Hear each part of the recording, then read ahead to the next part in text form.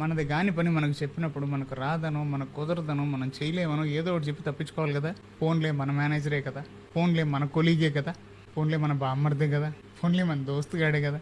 ఇలా ఫోన్లే అనే కారణాలతో మొదటిసారి ఒప్పుకుంటాం.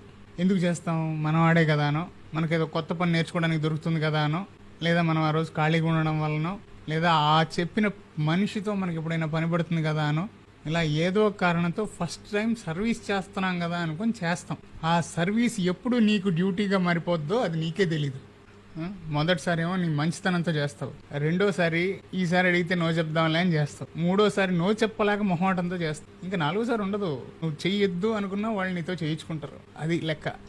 ఎప్పుడైనా పొరపాటు నీకు కుదరక నో చెప్పావు అనుకో, ఆ పని జరగకపోవడానికి కారణం నువ్వైపోతావు. అది ఎలా ఏంటంటే అదంతే, మళ్ళీ కొంచెం గట్టిగా మాడితే అది ఎక్కడికో వెళ్ళిపోతుంది.